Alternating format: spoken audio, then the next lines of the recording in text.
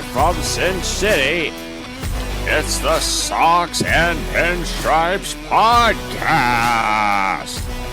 And now, here's the star of the show, Giant Dr. Griffin! This is Diet Dr. Griffin back with another episode of the Socks and Pinstripes Podcast. Recording a little late today because Shane was flying in from somewhere. Where were you flying in from this morning? I was flying in from Vegas, and the reason why I did not Oh, you were tell here in town? You didn't bother to tell me? Hold on. I'm getting to why I didn't. Okay.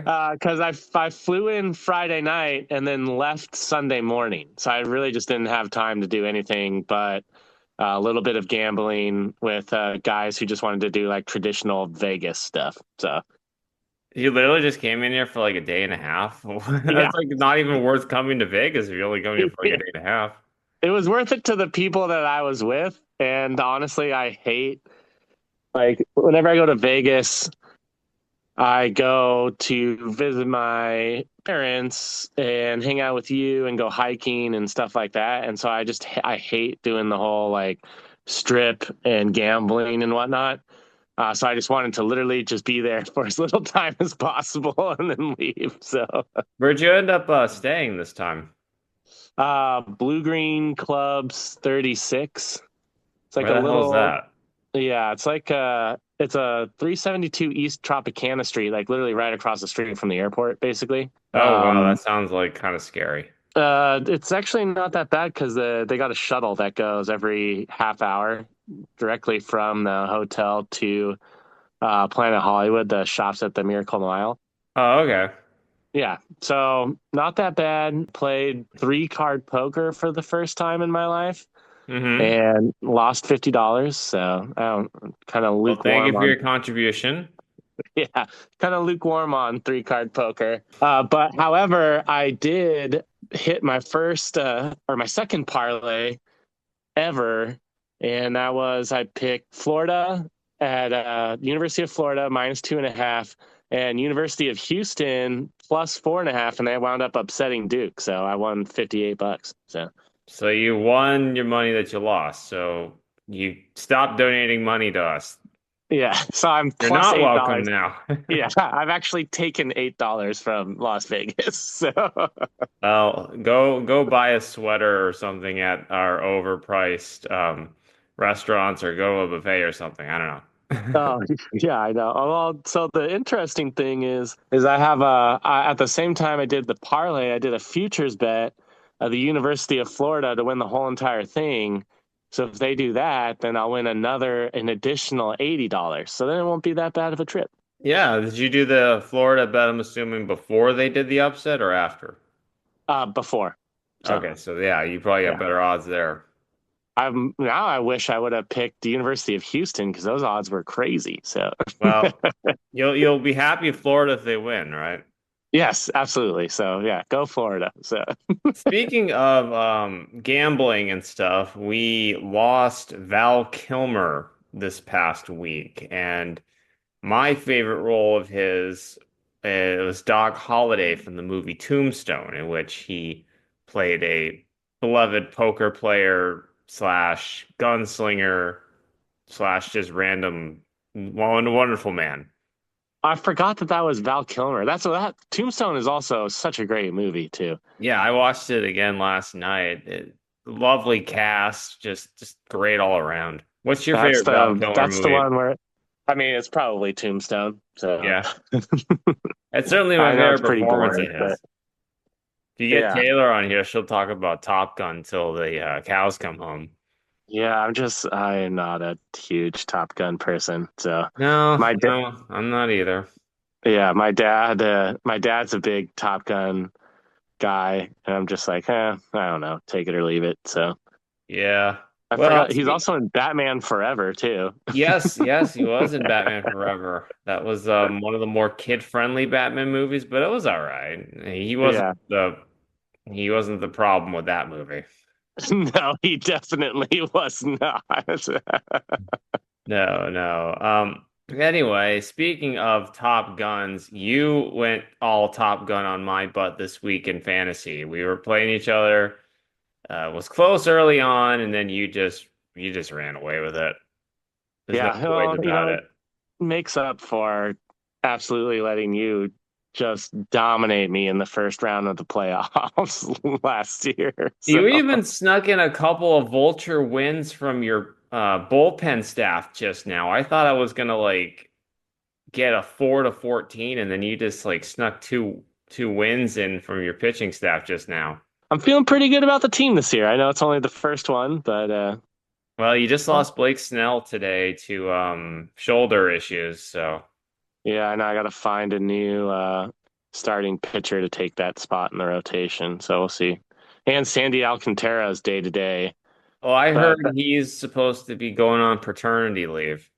yes, exactly. So So that might not be that big of a deal, honestly. yeah.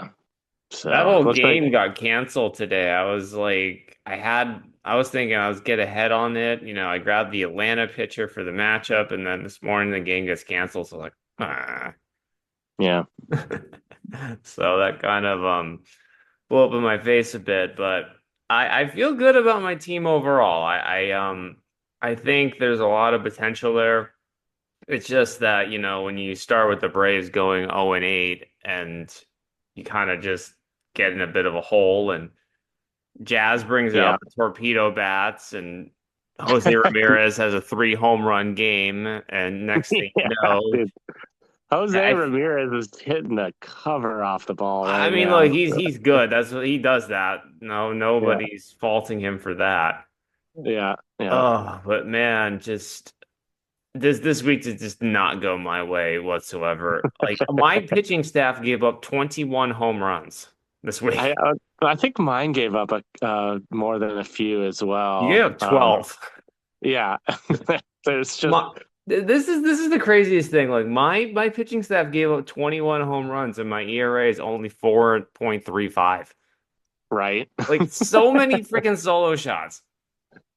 That's like Brandon Pfaadt, I think, had 3 in one game when he started this last start.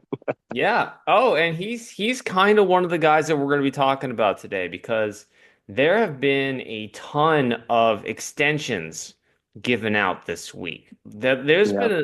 been a more free agent kind of contract extensions than we'd had during some of the free agent weeks that we were talking about.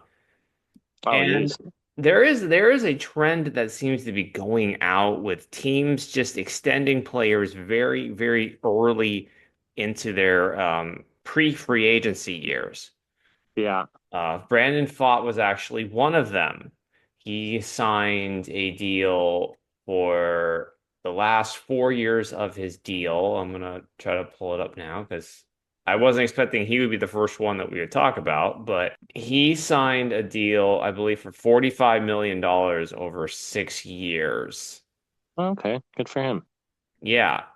And I believe there is a $21 million option at the end of that as well. It looked like he might not even. I mean, I don't know how realistic this was, but it was looking like he wasn't even gonna be part of the rotation. So Yeah, I mean he was sort of on the back half of the rotation, I would think.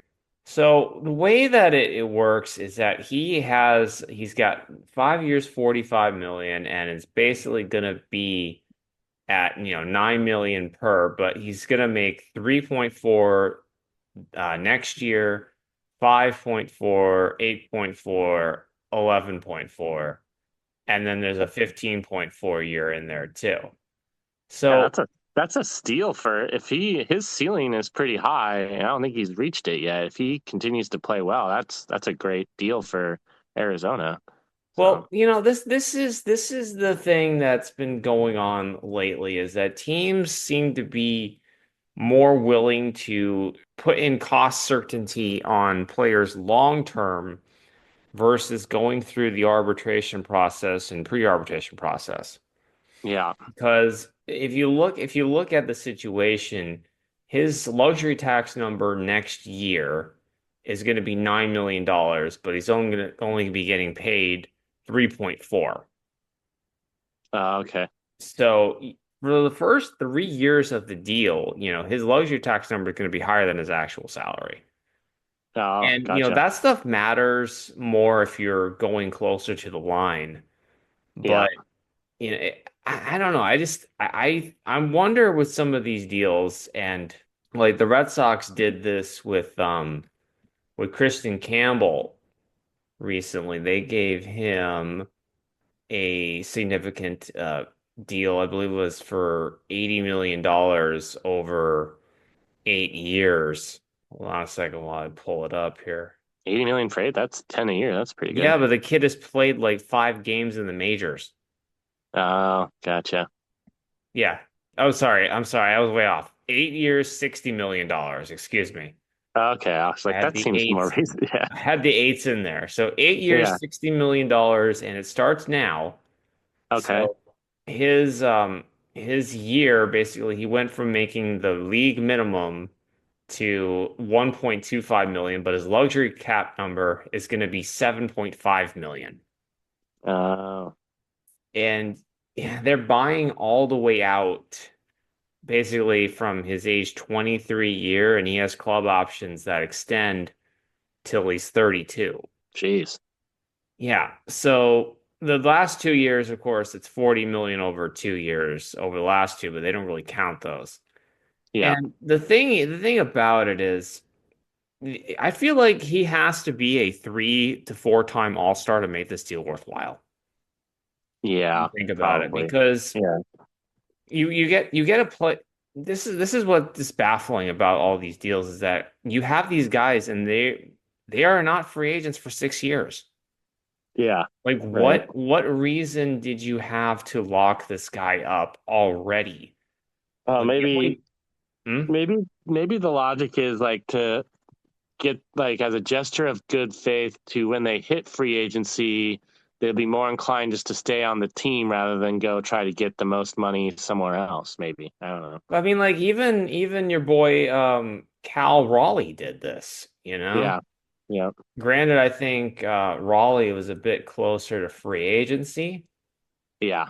And like I think the most egregious one that we have coming up here is the deal that the Red Sox gave to Garret Crochet. Yeah, I'm with you on this one. I really don't understand, especially, I mean, he So has the potential to be really good, but again, it's just the potential. He hasn't proven anything yet. So, now, yeah, look, okay, so with Crochet, all right, the Red Sox get, and usually there's a discount involved with some of these deals, like the yeah, long-term discounts. You're buying out a couple years of free agency, so you're buying out the first 2 years of Campbell's free agency plus 2 option years after that. yeah, yeah. So that's where everybody's expecting to get the benefit out of it. But Uh, with Crochet, okay, he signed a 6 year, $170 million extension. That extension does not begin until next year. yeah, And then at that point, he's basically going to be making, like, I'm looking on the Spo track right now. He's going to be making $24.8 million next year with a 28.33, three jeez. cap hit. And then he's Yeah, going to be making 28.8 for the next 4 years after that. And then there's an opt out. He has a player opt out at age 32. jeez. But like, here's the thing. This guy hasn't even pitched 170 innings in a season. Yeah, I know. It's They crazy. gave him more, like everybody was freaking out about the Chris Sale deal in Boston when they gave him like 5 years, $134 million. Yeah. And he at least had pitched a number of good seasons before that, full seasons before that. Right. Like Didn't he also helped you guys win the World Series he in did. That was right. 2018? Yeah, That yeah, was the year after we won the World Series. And then he didn't even make it through that season. He ended up getting Tommy John surgery and, yeah, all the random issues that he had after that yeah, completely exactly. derailed him until last season when basically he, won the Cy Young Award and the Red Sox looked stupid for trading him for Vaughn Grissom. Vaughn Grissom, who was supposed to be the second baseman now that Kristian Campbell's going to be. Yeah, yeah. I You have no idea how many freaking arguments I got into with people online about Garret Crochet and how ridiculous the risky this deal was. Yeah, because isn't his the one of the whole entire things about him is he's injury prone. So He was injury prone up until last season, and he yeah. had a really good first half. And Hmm. then at that point, the White Sox were like, White Sox were completely done. And Crochet, they tried to trade Crochet at the deadline. Crochet was super annoying in the sense that he like refused to deal without them sign, refused to basically pitch in the postseason without an extension being signed. Yeah. And that basically like scuttled any attempts of being able to trade him at the deadline at that point. Yeah.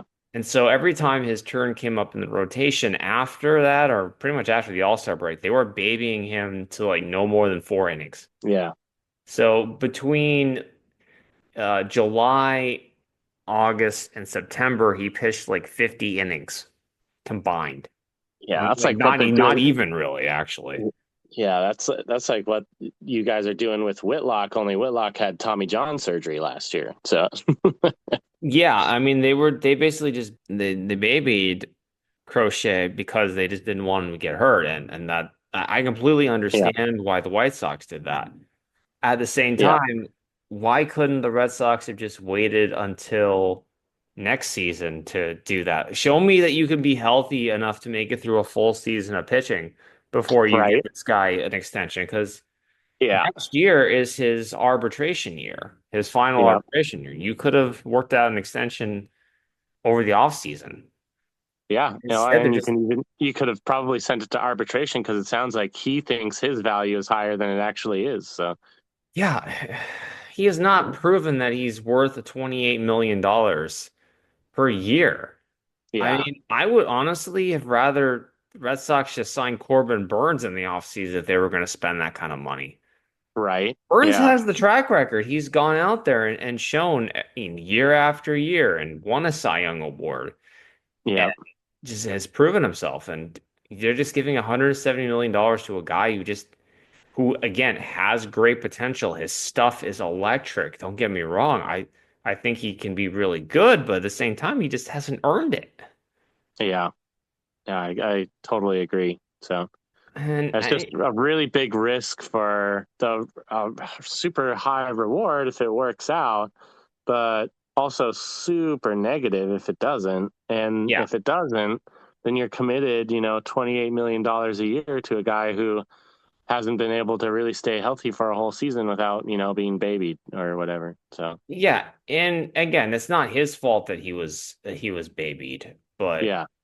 that's just the situation. Okay. Well, but the So, thing is like it also is that's also part of it because he's so injury prone. They were so worried about him getting hurt that they babied him, right? So, well, I mean, the White Sox, they knew that was he and Robert were probably their most prized assets that they had that they could trade for anything. So they couldn't risk him getting hurt. I don't blame him for that.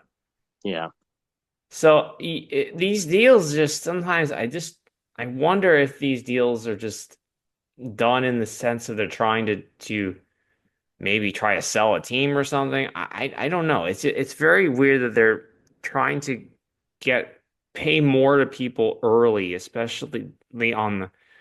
I guess if these teams don't care about reaching the luxury tax line, that they can have a yeah, higher cap number because who cares about the cap number? Because we're never going to be worried about pushing the cap.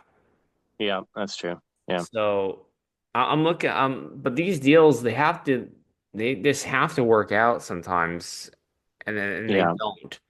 I'm looking at Cal Raleigh's deal, for example. They bought out his final 3 years of arbitration, yeah, and basically he's gonna have a $17.5 million luxury tax hit this year, and he's only making like 2.6 million. yeah, But in the 3 years after basically the 3 years that he hits free agency, 31 through age 33, he's going to be making nearly $25 million a year and have a $17.5 million luxury tax hit. yeah, At that point, they're assuming they're going to be paying him more than his tax number. And you know, something that just literally popped into my head 2 seconds ago, and I have no idea if this is conspiracy theory hat going on here. Yeah. I wonder if some of this stuff is being done now to try to lower people's luxury tax numbers in the future because of a potential salary cap. Hmm. Interesting. Yeah. I literally just thought about this because of the fact that maybe the luxury tax number is going to matter in a few years. After Mm. 2026 is when the next CBA occurs. Oh, okay. Yeah. And I So wonder you if got some of these teams, two more, two more seasons the way it is now, and then yep. maybe something changes in 2027. Yeah. I literally just thought about this. I totally did not plan this at all. Because I was gonna like go into some of the players that completely busted out. Like, yeah, okay, do you remember a guy named Evan White? No. Okay, Evan Maybe that's White. because he completely busted out. So Well, okay, here's the thing. Evan White signed a 6-year, $24 million contract with the Mariners oh, back in Evan, okay. 2020. Yeah, I might remember, but Well, you probably don't remember this guy's name because he was buried in the minors in 2022. yeah, there's And so many people who've come to the Mariners and busted that it's well, hard to remember them he all. was one of those pre-arb guys. He Yeah, signed a 6-year, $24 million contract 2 years in, basically a year in, actually. yeah. He's currently with the Angels now, and he's been buried for 2 years in the minors. Is he a With catcher, right? Or first baseman. first base? That's right, first baseman, because he had like one kind of good season and then was literally just always hurt after that. He was kind of like we had this we had this one guy, I think he's been traded. Oh yeah, D Gordon. He's on a different team now. But D Gordon literally I think figured out a way how to only play like 60 games a season after he was out of minor league options. Hmm. And this guy literally got a concussion and then did not play for 3 months. So I don't know if there was like other things going on, or I know brain science is, tricky, Well, I but mean, I know I've D never known Gordon anyone had. to get a concussion and then need to take 3 months off. So I don't want to fault concussions and stuff, but yeah, sometimes it's like we don't want to play you, so we'll just kind of keep you on the injured list, you know? yeah, Sometimes it's some so, of that stuff too. yeah. So first IL 60 for a concussion I've ever seen. So Well, I mean, some of that's just to play around with roster spots too, because once you put somebody on the 60-day IL, it removes somebody from the 40-man roster.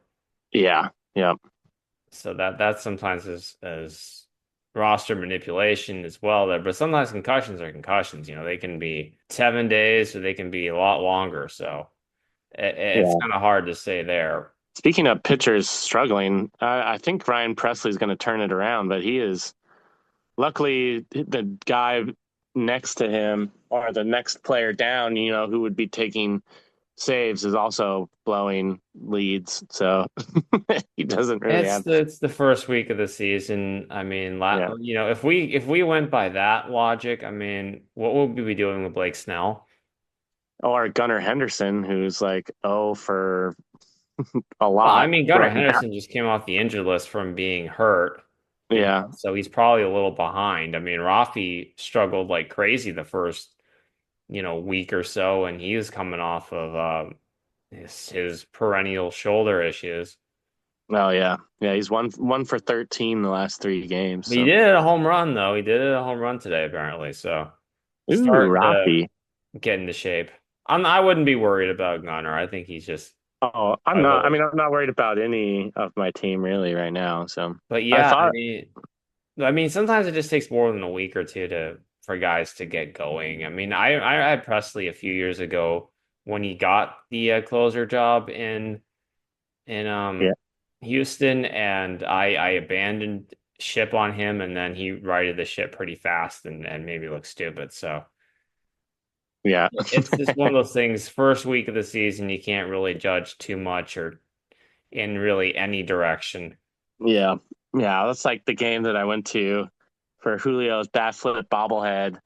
Andres Munoz walked the bases loaded and then got 3 outs. So I was like, well, at least at least he got it done eventually. So Have you had any interesting observations about the first week of the season so far? I mean, the Padres and Dodgers, they basically like went on unbeaten streaks and then have looked more human since then. And the Braves, they're already talking like the Braves are going to miss the playoffs because no team that has gone 0-7 to start the year has even made the playoffs, and only a couple times even had a winning record.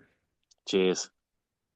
Like, I mean, I just have a Mariners specific one. It just seems like they still have not figured. They're scoring more runs, which is great, but still striking out a lot, which is not great. So I don't know if they'll ever. I don't know what it is with them and striking out at the plate and why they can't just seem to fix that. But it looks like cheers to another year of leading the league in strikeouts. But at least we're scoring more runs. So that's, I mean, silver lining. So, I mean, even in the losses, it's like 9-6, which is great, to see from a team that could just not score runs last year. So, well, I know Jose Altuve has been having some fun in left field. I'm still not sure why they just decided to play him in left field versus just keeping him at second base. who's playing second? I think, been playing Brendan Rodgers. Oh, okay. Maybe it's just for longevity, just so he can less wear and tear, definitely out in left field. So, Yeah, I suppose. I mean, he's basically going to be their Astro for life. yeah. So maybe they want to get, the most out of him. I mean, he seems like the type of guy who would just play through anything because he loves playing baseball. Oh yeah, But maybe yeah. maybe they just want him, to keep him as healthy as possible for as long as possible, and that's probably why he's out there. So, Let's circle back to Ketel Marte because he got a nice little extension here, 116 million over 6 years. They basically tore up the last couple of years of his previous contract, yeah. and they I gave mean, him he a was the nice little best raise. second baseman in baseball last year, so he deserves it. So, Yeah. He's got they gave him a better deal than they gave Altuve, at least for the oh, team perspective, man. oh wow, okay.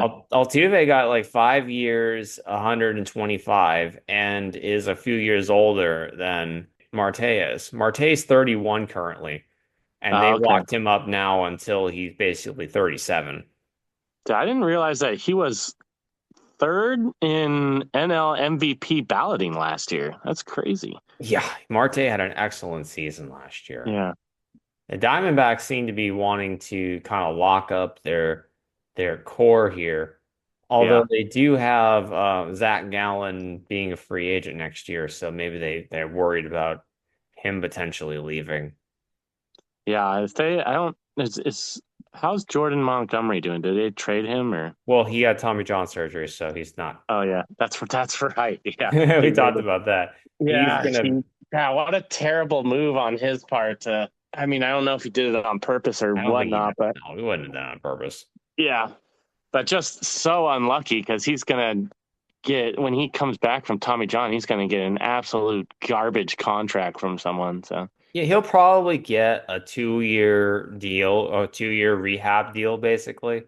yeah. You see a lot of these guys getting those kind of deals. I think Shane Bieber got a deal like that from the Guardians. Liam Yeah. Hendricks got a deal like that from the Red Sox, and Liam's struggling like crazy to come back. He's still kind of dinged up. Oh, maybe we'll go. He's a lefty, so maybe the Mariners will take a look at him because we love discount products. So Yeah, but I mean, would you guys basically pay somebody? I guess they wouldn't. They probably would sign him on like a 2-year deal because he's already missing this season with the Tommy John. So really, he would just kind of need a season or two to reestablish his value. yeah, So yeah. maybe he would take a 1-year deal with like a player option or something for next Well, season. and this is the most pitcher friendly baseball park in America, so no better place to rehab than here. Oh yeah, for sure. I just wonder about these these contract extensions. I mean, like the Red Sox have done a few of these in recent years, and I just feel like they're not working out at all. They're banking on these players to be really, really good. And sometimes it does work out. Like the Braves seem to have a good string of these kind of deals. They got Acuna to sign well below value. They got Ozzy Albies to sign well below value. Yeah. They wrote these guys into signing them, but then you have guys like Ceddanne Rafaela, Yeah. who hasn't really done anything yet at the majors, and he's going to be earning, he signed an 8-year, $50 million contract with the Red Sox last year. Jeez. Like he he just hasn't really done a whole lot of anything yet. Yeah. Um, Other than be fast, that's it. So I mean, he plays a few different positions, but he hasn't really grown much.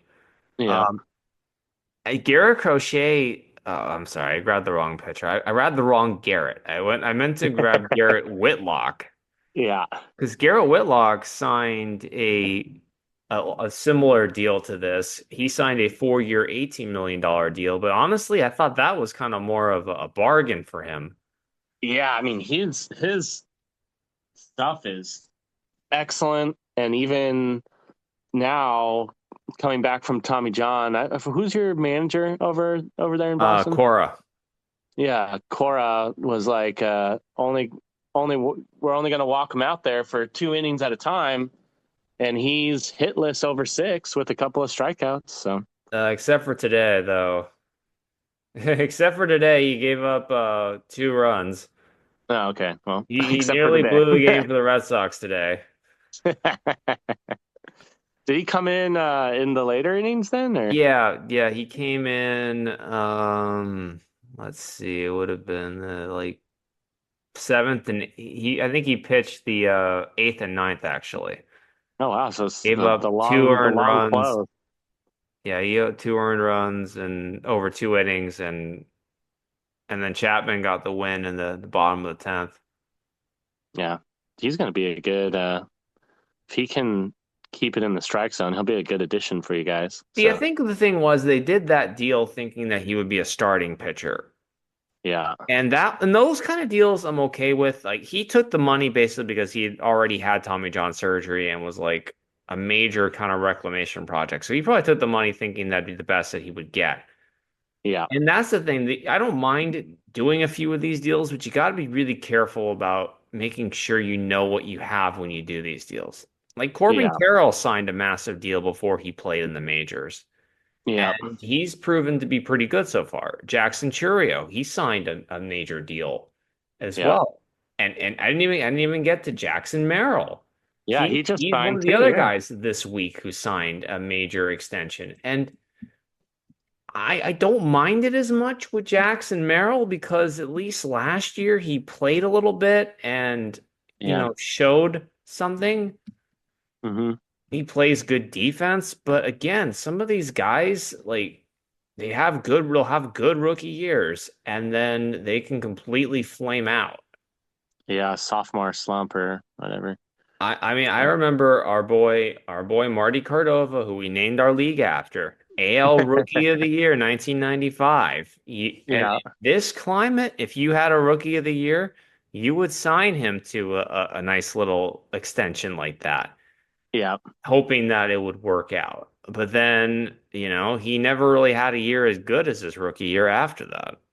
yeah, The Twinkies also former current Twinkies player Byron Buxton. They got him to a nice long-term extension, thinking that he would be able to keep it together, and he's basically underperformed every single year because he can't stay healthy. yeah. No, that was one where I was high. I understood why they did that, and then he just has not been good since, basically. So, Yeah, or so healthy since. So, so I just wonder. I don't. I just wonder why these teams feel like they have to just be so cost certain versus just going year to year with some people. Especially in the early goings, you get to make out like a bandit when you have a player and you're only paying them the league minimum for 3 years. Yeah. Are they No, really scared that the value of these players are going to go up that much? I mean, maybe. I'm not sure. It's a question we're going to have to think about down the road. Yeah. But we're running out of time here. Do you have any closing remarks? Oh, yeah. I got a super interesting one. The shortest pitcher, or no, not shortest pitcher, but the shortest person to ever play in Major League Baseball was 60 pounds and 3 feet 7 inches. Okay. His jersey number had the number 1/8 displayed on the back of it. Yeah. And he played for the St. Louis Browns, and he basically had one at bat in which he was walked in 4 straight pitches, and then they had a pinch hitter, The pitch runner, you mean? pinch runner, yeah, run for him. But he has so far his average is 1,000. So Well, the average wouldn't be anything. It would just be zero, right? I mean, his on base percentage is 1,000. yeah. Yeah. I can imagine the strike zone on that guy, man. That's the whole. It was like kind of a gimmick, and he was a dwarf, and he was like that was like his whole thing. But he had a super sad. So he only lived 36 years, and the reason why is because he like was bowling one night, and like I guess some people who didn't like him followed him home and beat him to death. Oh, Yeah, dude. that's Man, dark, right? this show is going good, and then we were really dark there. Yeah, his mom just found him dead in his bed.